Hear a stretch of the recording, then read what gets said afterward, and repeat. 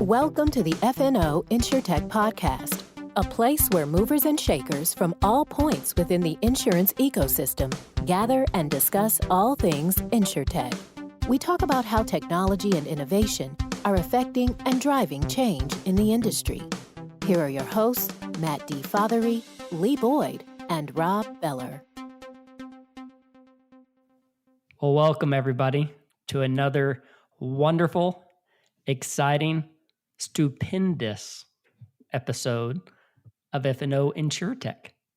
I am your host, Lee Boyd, along with your other host, Rob. That's you. Oh, Rob Beller. Hey, but I'm sitting here stunned. Well, why is that, Rob?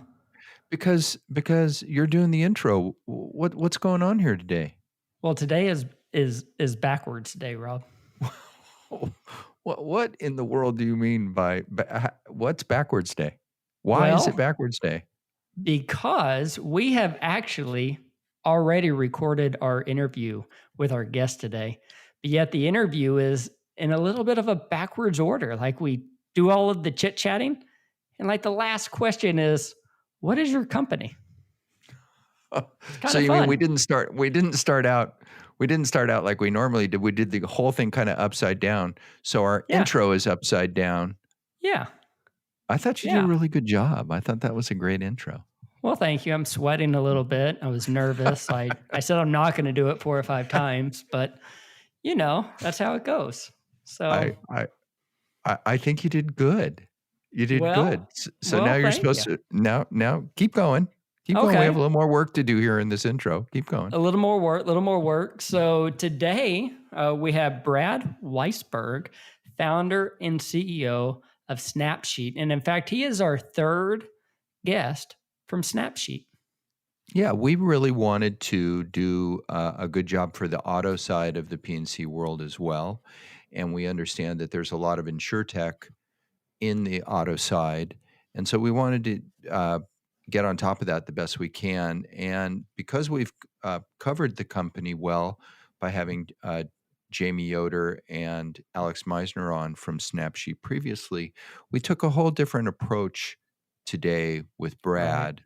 Like Lee was saying, we didn't really talk about up front, tell us what Snapsheet does, tell us what your products are, but rather tell us about your journey. Yeah, it was a great interview, and I'm excited to share it with everybody. And it's really an insight into Brad's world, into even why he made some of the decisions, some of his struggles along the way, some of his great successes, lessons learned.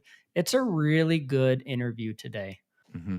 He shares many insights about growing a company, creating a company, working, being influenced and mentored by people, working with a board, and working with insurance carriers. So I think that for all of our audience, all parts of our audience, VC, other InsureTechs, carrier types, there's a lot in here for all of you today, and that's really exciting. And so we celebrated it by letting Lee do the intro.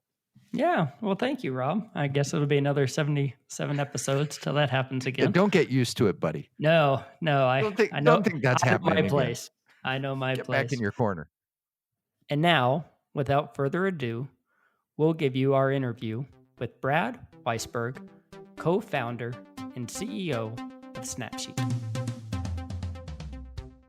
You know, we know, and one of the things we want to talk about today is you're a serial entrepreneur. And I consider myself that, even though I've been involved in my startup that I've been in now for 9 years, right? Kind of like you for a long time.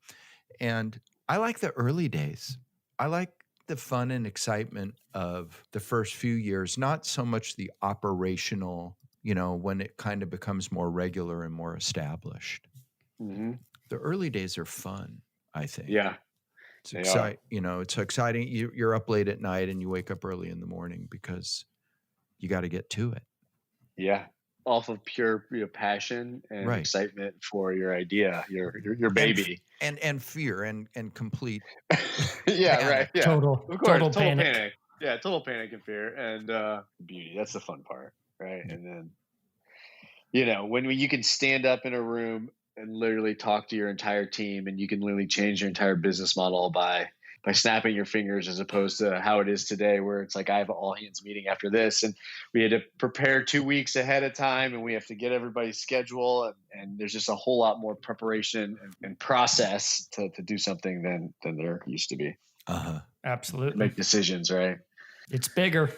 It's bigger, but bigger can't be better, right? Yeah. A lot of times it is better. So yeah. Well, it's a different journey and education in life. And so anyways, we're going to kind of go down that road. Since we've had a couple people on, we've kind of talked about the company some and what you do, though I'm sure we'll recap some on that.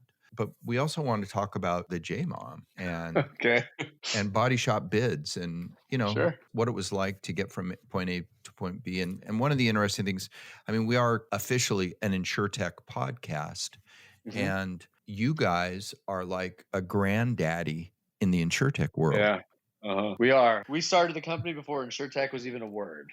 That's right. So, exactly. Yeah. I mean, and us, we work almost all on the property side, but we're real familiar with the auto side.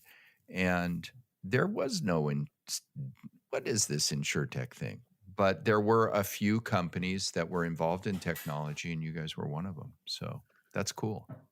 Yeah, I like to feel like we are trailblazers in the industry, even though there are some that came before us, like Esurance and, and some others. Yeah. Or even, a decade before that. But I feel like we were just a year or two ahead of when there was like major institutional investors pouring billions of dollars in capital into the industry. Was that tough raising money for this model before it was a word? Oh, yeah. Because, we were meeting with, you name it, in the Valley, like, the Andreessens and Sequoias and Graylocks and all of them. And, you start talking about insurance, let alone claims in insurance, and it's just like there's the door, buddy. Yeah, their eyes, they just blank stare looking right over you, because they invest in a lot of times in like themes, cloud-based technology or food delivery businesses. It's not every day that someone's coming in there pitching them how you can digitize a claims process and automate away a lot of things to create a better experience for folks. And there's so many intricacies in our industry when it comes to, the carriers, the way the carrier prices a risk versus, the workflow of a customer, either going to a staff appraiser or going to a body shop or having a third party come in and says, there's just so many different things. And there was a lot of education, and it was painful. We had, we've now raised something like $71 million in the lifespan of the entire company. And there had to have been, 300 no's, to get to that number. Literally. And it's not just like I have a phone call with one person, it's a no. It's like I prepare for a pitch. I meet for a pitch. There's follow-up meetings. Sometimes there's 3 or 4 or 5 or 6 follow-up meetings, right?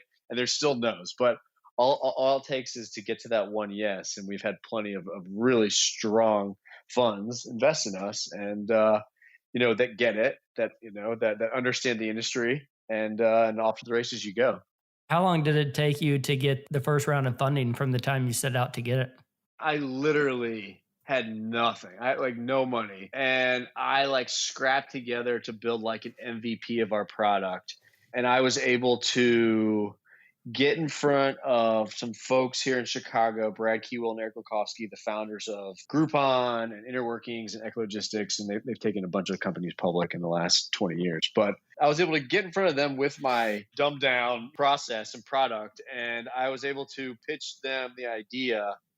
And I think it took me about 6 months to close the first round from the first pitch, because they wanted to see it evolve. And eventually, once we were able to get them to lead the round, we also brought in other investors. We brought in, the Pritzkers, JB, who's now the governor of Chicago, and then OCA. And then back at the time, there was a bunch of other small funds on the coast, 500 startups, which is, I don't even know if they're still, 500 startups, I don't know if they're still even around. But it took a while. And then every single time we've raised, I always thought that, we've hit that next hurdle. I know what I'm doing, right? It's not my first rodeo. I've been through the process. Yeah. I should be able to do it from 6 months down to, 5 months or 4 months. And every time I'm dead freaking wrong. It's like, it always takes anywhere between, I'd say, like 6 and 9 months to actually get a deal closed, because there's just, a lot of, unless you're doing like an inside round or something like that, there's just Right. there's education and there's diligence, and nothing moves as fast as you want. I mean, it's crazy. I thought after the first couple of $1 million that was all the money I was ever going to need. Sure. How naive I was back then.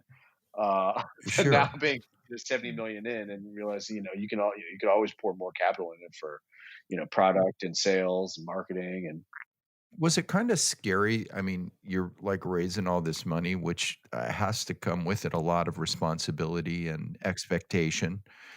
yeah, And you're done, and all of a sudden, like, here's a check for, all these zeros, and you're like, yeah. oh shit, now I have to do something. Now I have to actually, yeah. Yeah. Not only that, it's like, not only here's the check, but I've given you a step up in valuation, and I want to get my money back in 3 to 5 years. So, I want to see you, grow 3 to 5x where you are today. And that's my expectation. I wouldn't necessarily say I ever felt it was scary. Maybe I did, after the first round, when, all my hard work was, coming together. I think that, like, to be an entrepreneur, you just have to be really good at putting blinders on. Right. Yeah. Like, a horse running in the Kentucky Derby. I'm from Kentucky. So I'm very fond of the race and horses and all that. But like, they put on, these blinders so they can't see to the horses to the left or the right. They can only see through their vision, which is straight. Mm-hmm. And you go through so much rejection just to even get to like starting a company and talking to people and everyone telling you how your ideas sucks and they would never use it. It doesn't make sense, that you have to just kind of have this inner drive and passion, unlike most people could ever actually stomach. And so to be successful, you just have to, because you get literally beat up and kicked down, and you just have to get up the next day and keep Right. going and keep your head in and plow through. So I think when I raised money, I was just I was like, okay, I achieved that goal. Now what's my next goal? Like, on to the next thing. Like, okay, look, you're able to do that. Now let's just keep going. So, of course, I always feel a lot of pressure to return money to my investors when the time comes for us to exit. But I wouldn't say it's any more pressure than it is to win a deal or to make sure my team is working, at optimal capacity and, working well together and all the other things that come with building a company. Tell me about this. I always wonder, whenever you start a company, you started, over 9 years ago, is it exactly the way you envisioned it today, or is it pivoted and changed? And talk to us about that.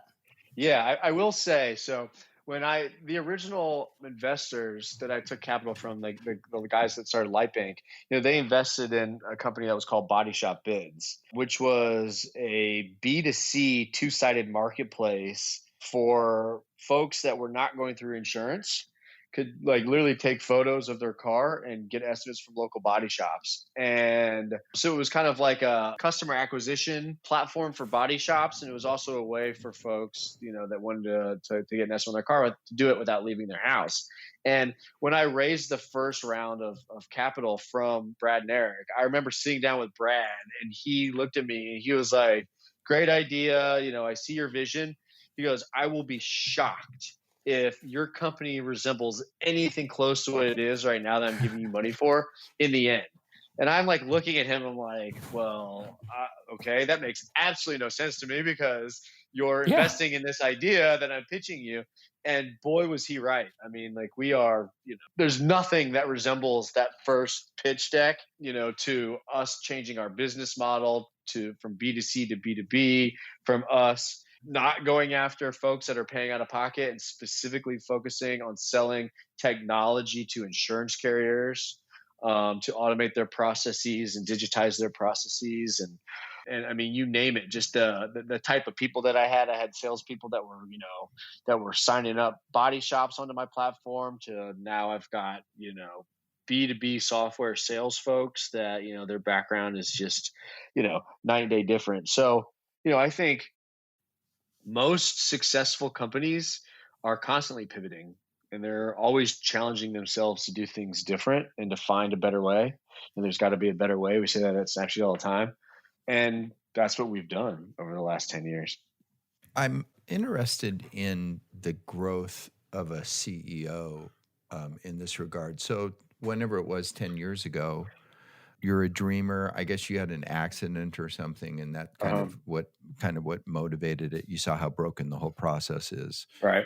and Yep. or the opportunities there. So you're an entrepreneur. You're a dreamer, and you've had to go from there to now you're the CEO of a company that has hundreds of people working there. Talk about CEO school. And I'm something that I'm sure you couldn't have fully seen 10 years ago of what your Uh-huh. life is going to be like today. Yeah. Because you thought, No chance. well, I'll always, I'll always be cleaning the toilets. Tell us about that journey. Yeah. So I think you have to be really open to like evolving and adapting who you are for the situation and for the size and scale of the company. And I don't necessarily think you can do it alone. If I, um, I think that I have learned the most from executives that I've hired to work with me who went to business school, like University of Chicago, or Northwestern, um, or um, or have that were very high up in other, like, Fortune 500 companies, public companies, and understood the difference between a startup and like a well fine-tuned oil machine. Mm-hmm. Yeah.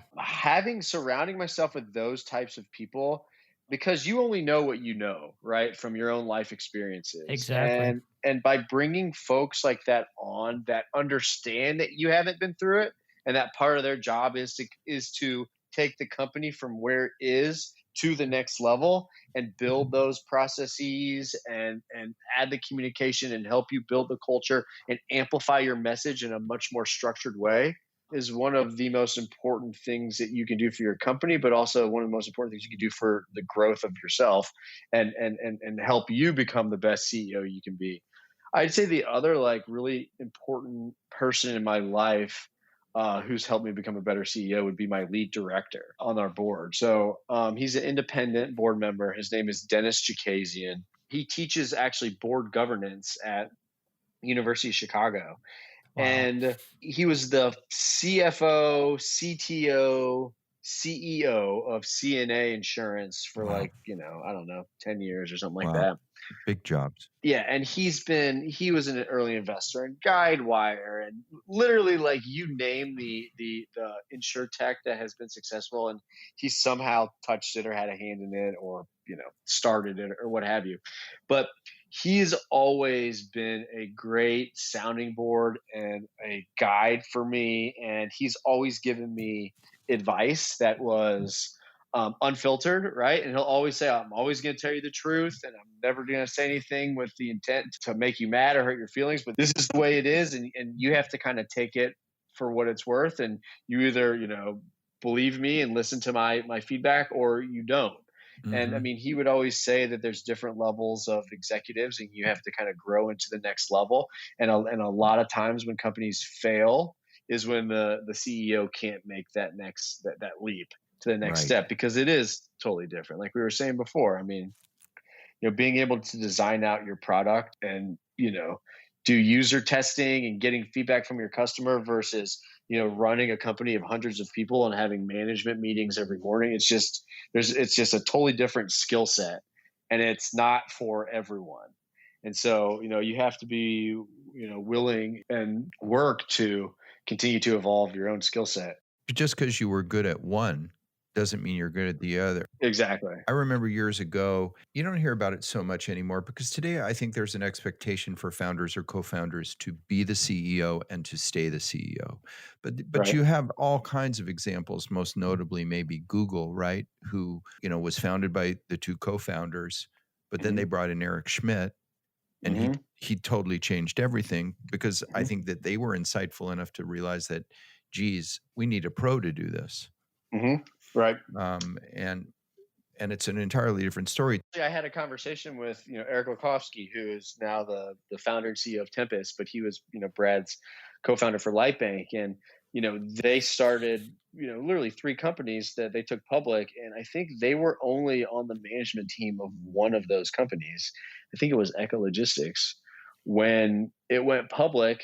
And that was one of the first ones. And they said that after they were working in a public company environment for a couple of months, they said it was miserable and that Yeah. it wasn't for them. And so, I'd had a conversation with Eric maybe about a year ago, and he was like, Brad, there's never any shame at any point in time and, in finding a replacement and moving on. He's like, look, I've taken 3 companies public. I wasn't the CEO of any of them, and my life is great. So it's, so there's definitely something to be said for, for that, and for being, and having the self-awareness of putting the company first and always putting the company in the position to be successful, whether that's with or without you. Which isn't, I mean, that's not easy to do because we all have egos. No. Yeah, we do all have egos, but if you were to, if my board would come to me tomorrow and said that there's somebody who could get us to, whatever goals we had set, over a 3 to 5 year period, faster, right? Like years quicker with a better track record background, like I would absolutely be open to the conversation, just because it is all about the company and it's all about my team and the people and setting them up for success and for life. Yeah. And talking about life cycles, I want to ask you a question about culture. So whenever you're a startup early in the game, culture is one thing. Talk to me about how has the culture of your company changed with growing from just you to 400 plus employees? Oh my God. Yeah. It's hard. It's hard to sustain the type of culture that you had and the excitement for the business. I mean, it's just like, think about it. Like when you go from 0, from 1 to 50 people, I literally interviewed everyone. Right. Yeah. And I would hire people that had the same characteristics that I felt like I had, but also I would hire people that were not like me, but still somehow like believed in my thought process and my vision. And, our first couple of holiday parties, it was like, we went to this, hole in the wall, place and got crab legs. And there's, 10 people around the table and and you really build that sense of community and you're just a team, right? More than you've ever been. And so as we started to get bigger, we would have to do more things to remind everyone of why we're here and the culture that we've set and kind of get folks to do things day in and day out that also fit into, what the meaning of the company and why they're here. And so I remember super early on, we did this thing where we ran a workshop where it was literally just one of our call center reps was super into this type of stuff and came to me and was like, hey, I feel like we need some pillars of the company. We need a reason for why we're here. And I was like, sure, yeah, let's do it. Like, I don't see why we wouldn't. We ordered some pizzas and some beer after work one day, and we had everybody stay after. There's probably, I don't know, 30, 40, maybe 50 people in the company, maybe. And we all sat around and we wrote on little Post-it notes. We split up in groups and we wrote like, what does work mean to you? What does life mean to you? Like, what does insurance mean to you? Like, and we went through this whole process where everybody kind of wrote out what life and work meant to them and relationships meant. We put them all over the wall. And then we started grouping them up into like pairings and like categories of like where we saw like recurring themes and the way people think. And over the course of, and so we were there for hours and hours. And then over the course of like maybe another month or two, like she would hold like workshops, maybe one a week to help us kind of still continue to pull out like what our core values were. And in the end, we did this like grand surprise where I didn't know that she was going to do this, but she named them the Brads, which I didn't know because I'm not that full of myself. But it was really cool. It was like, so it's be the next, remember the feeling, action is our first instinct, do the right thing, and stronger united.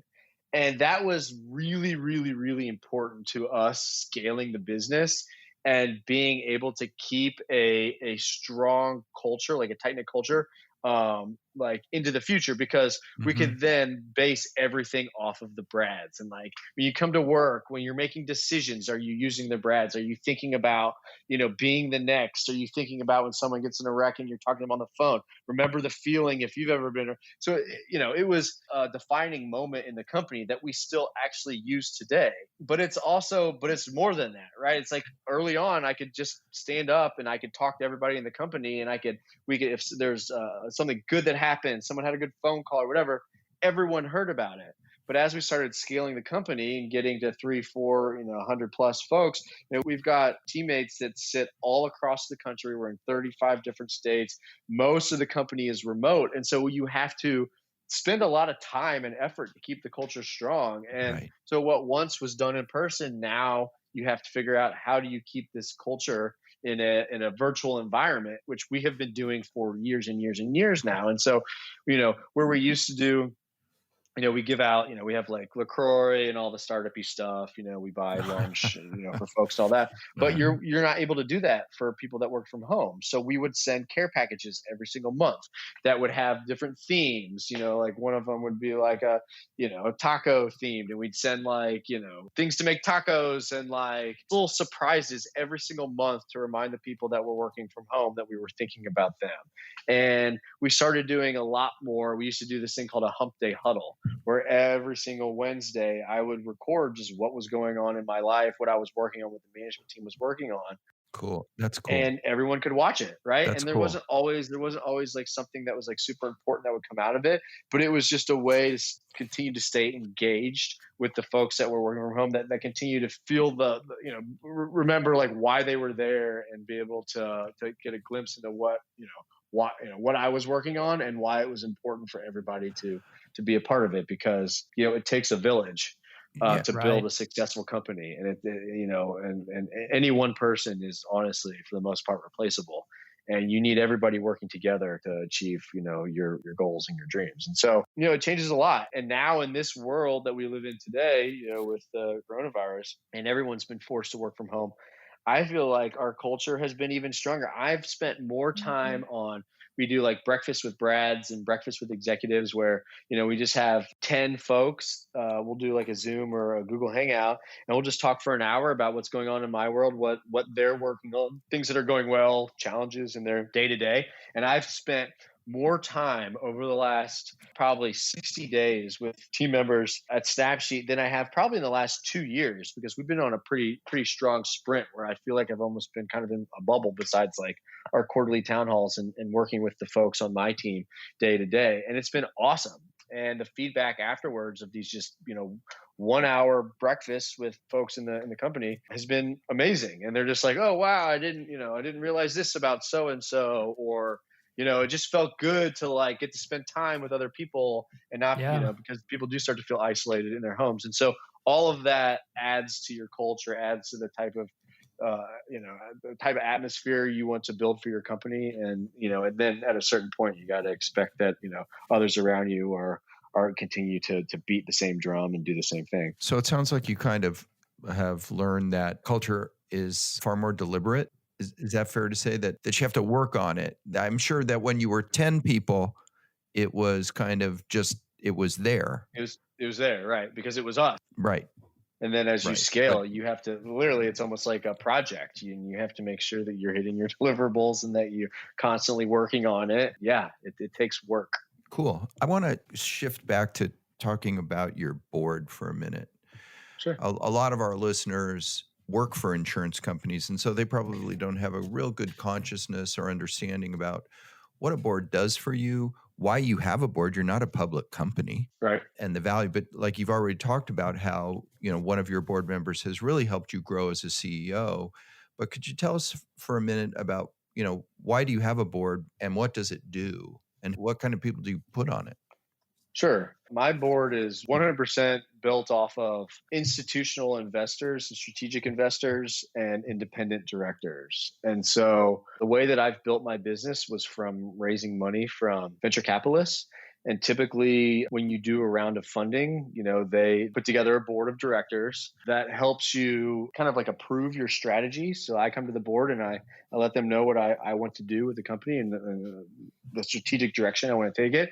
And so they guide me with their experience of what they've been through and what they're comfortable with. And then they also are there to approve major decisions, whether it's from hiring an executive, their comp package, to taking on, debt from a bank, to everything in between. And they're also there to give you feedback on your business as you're growing. And so a lot of folks are able to structure boards around their types of business. And so, like I said, we have strategic investors on our board. We have institutional investors. And, for instance, as we were building out our technology, our software, our platform, our claims platform, and our appraisals platform, we wanted to get some more guidance and feedback from someone who had worked with lots of software.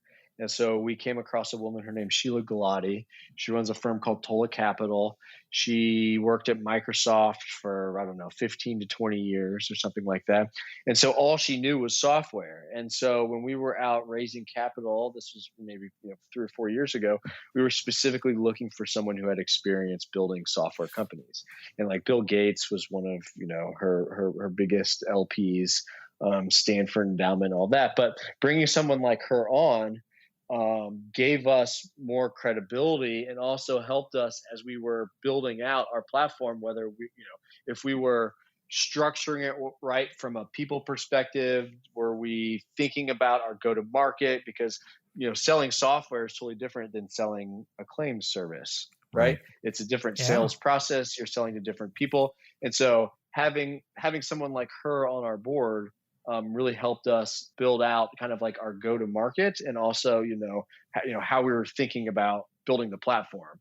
And then, so like our board, we have, Lightbank. So one of our first investors is a board seat, like F Prime Fidelity Capital has a board seat. And then we also have independent directors. And so these are folks that I bring on along with the approval of the other board members. And so our two independents honestly give me probably the largest chunk of like of real tangible guidance to building my business, because they've both been operators in our industry. So I mentioned one of them, which is Dennis Chikasian, who's the lead director, who has been on many, many, many public and private boards, and also was in the industry for a while. But then my other independent, his name's Howard Tolman.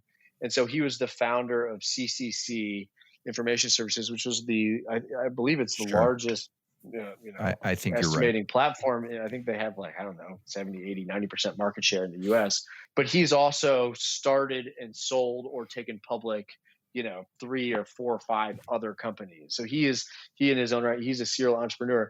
And so the feedback and advice that I get from them is just, it's so good because there's no substitute for experience. Right. And they just, if you've been through it and seen it and been a part of it multiple times, like when I'm talking to them, there's nothing I can ever throw at them that they are not like, oh, I've seen it with this, or I went through this in 1994. Sure. I mean, literally like everything. And it's awesome. Yeah.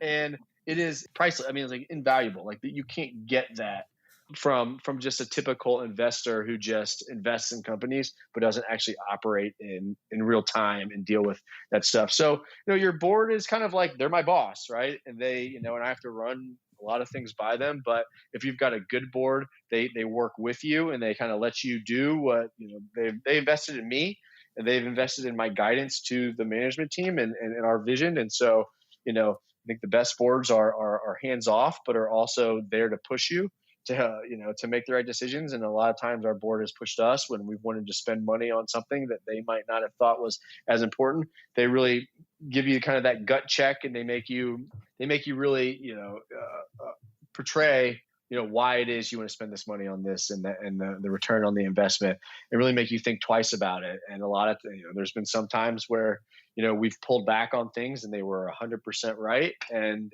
we wouldn't have done that. We might've wasted, a couple of months on some silly side project without having, kind of this, this other party pushing back on you. So, our board's been fantastic.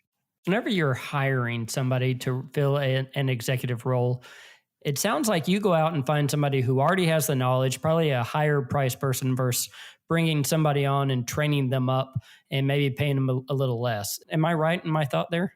No, I think it just depends on Okay. the size of the stage, right? So when you're starting out, like I didn't have any money. I had very, very little money. So I'm regardless, even still to this day, when I'm hiring executives, they're not coming on making what they were making before, right? They're taking, the play is that it's a salary, of course, but it's also equity. Okay. And in the early days, like you just no matter how much equity you give someone, like you don't have enough money to hire somebody who's super seasoned that has all the experience. So you have to for the first couple of years, like unless you're a serial entrepreneur that has like the experience and someone would be willing to take that risk, you're going to build your company off of folks that are either new to the industry or are someone in your immediate network that you went to college with or something like that. And there's a really high likelihood that those folks don't make it throughout the entire life of the company because those are the folks that put in the blood, sweat, and tears to get you from the idea phase to getting some, to an MVP, to getting some customers on your platform, to proving out your business model and getting it to the point where it's ready to scale. But what I've learned is that those folks that get you from 0 to say 10 million in revenue are not necessarily the folks to get you from 10 to 25 million. And then the folks that get you to 25 to 50 are not necessarily the ones that get you to 100, 150.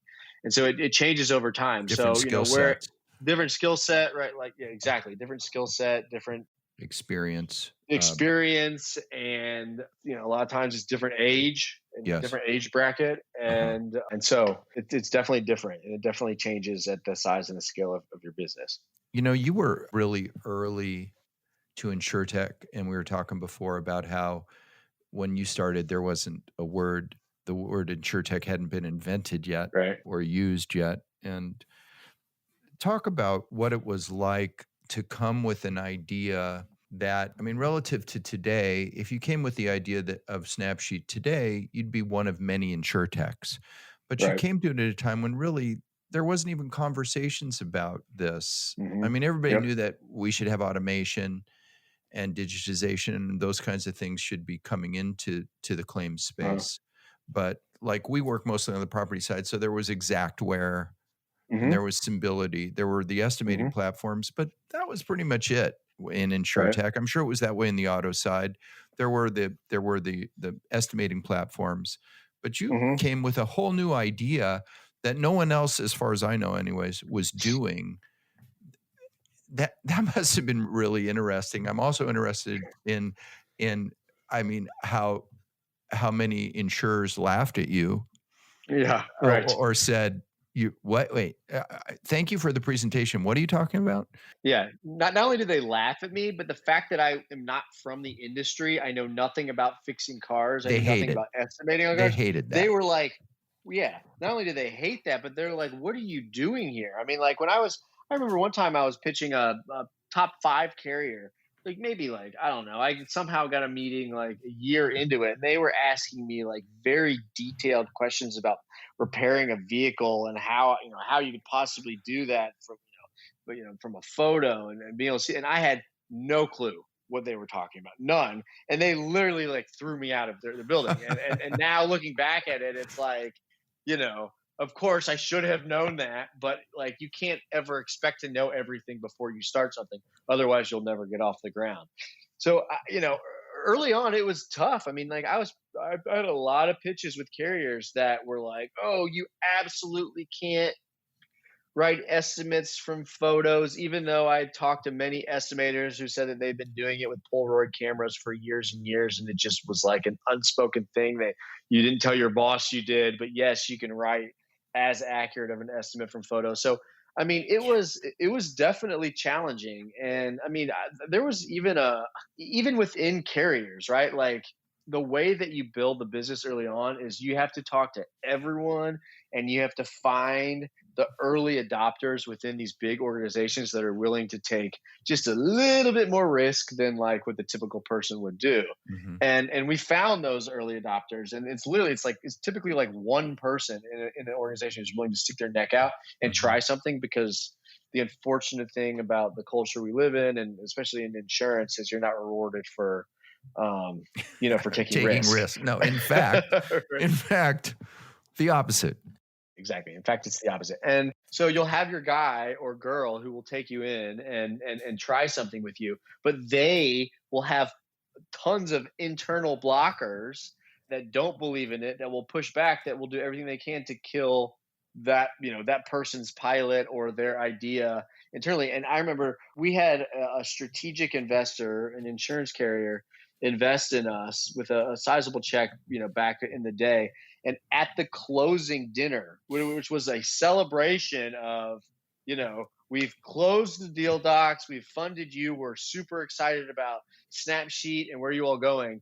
At dinner, there was a guy there who shook my hand, who was in charge of an entire business line. And he said, congratulations on the investment. We will never work with you. Like his side, right? And this is at the celebration dinner. And I'm just like, good God, this is, but that is what you have to go through. And that's what you have to persevere through in order to be successful. Is like, even today, every step of the way, like we still, we've got over 90 plus carriers that we work with, and we'll still have to pilot to prove ourselves out. Yes. With some of these small carriers that, Yes. And that's like, just having, 15 or 10 or whatever, the top 25 carriers, not enough to tell you that this works and like people want this. Can't I just give you the phone number of somebody at 4 other carriers? We're like, as a claims organization, we are bigger than most of the companies that we work with if they were to put 100% of their claims through our platform. I mean, because we have so many customers and we're processing so many claims a year, but everyone does feel like individually that their claims are different. And I've got no problem having, doing a pilot, right? But it's just still the skepticism after a decade of doing this is sometimes it does blow my mind. And now a lot of folks are like, well, why do you even need it? Like, why can't it all be done, automated, with AI and visual recognition? And so it's amazing how, how long I've been pushing to get to this point. And some folks still don't believe it. And then other folks are like, well, why do you even need humans anymore? Why don't we just use technology? So, there are a lot of carriers. Some of them are always chasing the next thing, and it's a journey. One of the things that is interesting is that every carrier, like you said, nobody does claims the way that we do. That's a paraphrase of something that both us and you have heard many times. But it is true that often their workflows are different. So you have 90 carriers. Do you have 90 workflows? Yeah, we do. That is definitely true. Wow. Every carrier we work with does things a little bit different. But the difference in their workflow, does it actually have a material impact on their customer experience? Absolutely not. Definitely not. But the way that we're able to do that is with technology. That's where your tech stack comes in. Exactly.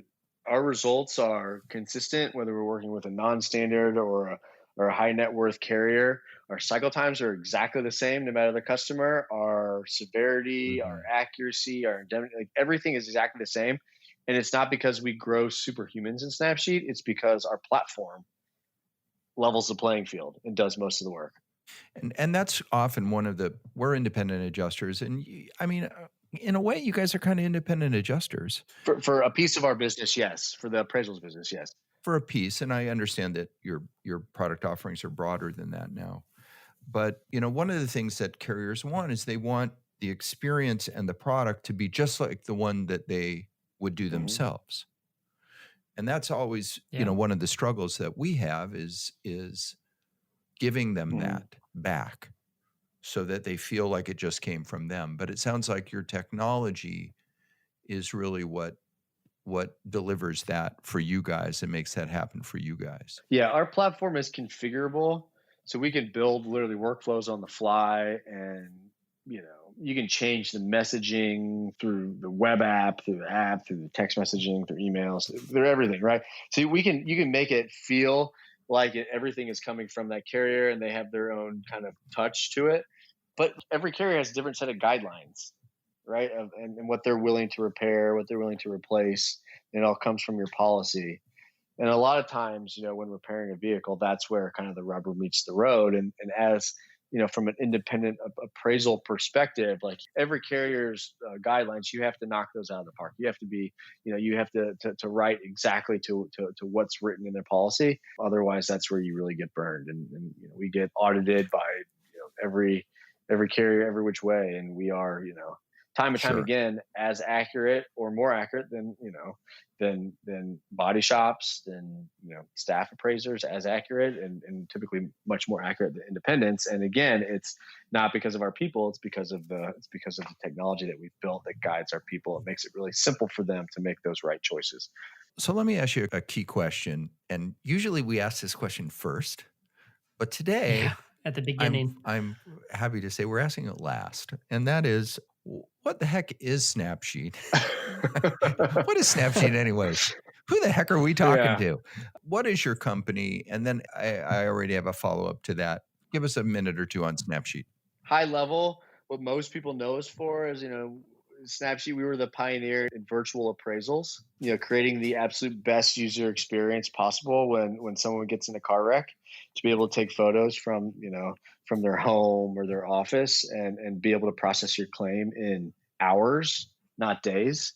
But we've evolved a lot over the last decade, and now we offer a wide range of cloud native solutions in claims management, appraisals, digital payments, and fleet and asset management.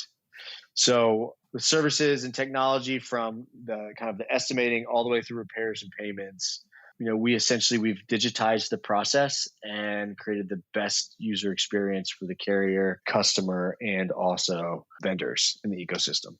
So is that to say that you're kind of an auto TPA? We are not a TPA, so we're not adjudicating claims. We're not determining liability on those claims, but we do work with TPAs on the virtual appraisals, and then we also work with TPAs by licensing them our claims software. What about property? I believe when we spoke to Alex, he told us that property was either on your roadmap or in your roadmap. Talk to us about where you are with property. Mainly our property offering, we're not actually estimating property damage, right? It's with our technology, it's with our claims technology. And what we found is if you just kind of follow a bouncing ball of a claim, an accident happens, a catastrophe happens, something happens, and from there it needs to be documented what it is that happened, what was damaged, what needs to be repaired, how much it's going to cost to repair, what's the time, and then getting the money to that person or putting them in touch with a vendor or someone who can actually fix the problem. So it's not that different from auto, right? Even though auto, everything is done kind of within these 4 wheels or 6 wheels or 10 wheels, it's still a box. And, with property, of course, it could be, a roof, it could be many other things, but still the workflows are very similar. And so what we've built is a lot of processes within our claims platform to work with folks that are filing property claims and have property damage. And then our platform is, like I said, native cloud-based, and it's all API driven. So we integrate with a bunch of features and functionality in the industry to help along the way, whether it's, getting fraud scores from companies like, Friss or Shift, or, integrating with Verisk and some of their tools. Like, when you put it all together, you can digitize a property claim process, and you can drastically cut down on cycle time and create a much better experience for the customer. Give us a minute on coronavirus, on COVID-19. I mean, it's affected everybody, everything. I mean, there's kind of nothing untouched in our world by this. I'm assuming that you already had a fairly remote workforce, so I assume that's even more so today. But give us a minute on your thoughts on COVID-19. Yeah, I mean, for our industry, like pre-pandemic, we were already headed towards like a digital transformation. And now that the shift is it's definitely been accelerated. Processing claims virtually is way more important now because you're reducing travel and, as much face-to-face interactions and operations as you can. And so we're just seeing a massive amount of interest in all of our digital offerings, which is expected, right? What will the world look like on the other side of this? I think that's still TBD. And I've talked to executives at some of the largest companies in our space who no one actually really knows the answer or has the idea of when things will come back. But we all do agree that things will get back to normal. It's not a matter of if, it's just when. And you just gotta, you have to survive through it, right? And you have to continue to focus on building the best experience for your customers using technology. And you've got, we've seen for just like driving patterns of folks, right? Like we've seen a drop off from the carriers of 50 to 60% on a volume, on a volume. Yeah, exactly, on a volume basis. But parts of the country are starting to open up. We've already seen, we've seen a major uptick in volume just in the last week, maybe 2 weeks. And then I think there's been a couple of universities in the South who have already come out and said that they're going to be holding classes in the fall. Yeah, ours has. In-person classes. Yeah. And then you've got, California who said they're canceling through the end of the year. So look, things will come back. It's not going to come back as fast as everyone wants. But when they do come back, folks are going to be driving more. They're going to be taking less public transportation, and I think that they're going to be taking vacations, within the United States more than they would if they were to go outside the U.S. or within driving distance. So I think we're going to see miles driven, go through the roof, but it's just going to take some time.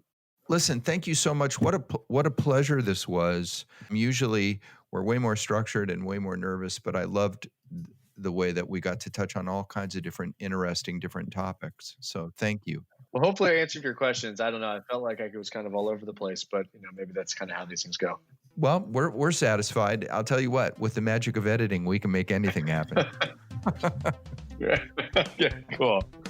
Awesome. Well, this was great. And thank you for, thanks for asking me to be on, and thanks for having, others on my team on. I really appreciate it. You got it. Thanks, Brad. All right. Talk to you soon. Well, I think that was a really interesting interview. We started that completely different than we normally do, but we got to really learn about him and about his mindset and about the lessons learned. I really enjoyed that today. What did you think, Rob? I wanted to know about his experience that he's been through in these 10 years. As a very early person in the InsureTech space, one of the first, I guess. And then just what it's like to go through it. I thought that our audience would enjoy that. I mean, we know that we're listened to by founders and executives at startups. And I'm sure that some of what he had to say, they've experienced and can empathize with. Yeah. I was thinking about what he said about going to raise funds before InsureTech was even a word. That's a scary time. Going out and saying, I have this idea, I want to break into this industry that's not really broken into. What a wild ride that had to be. And then for him to say every time he thought it would get easier, and it never did. And a different world. It's tough. Yeah. Right. A different world. I mean, today we live in a world where VC money frequently is chasing startups. It was the opposite then. Kind of like this podcast, the opposite podcast, huh? It is. Today's the opposite day.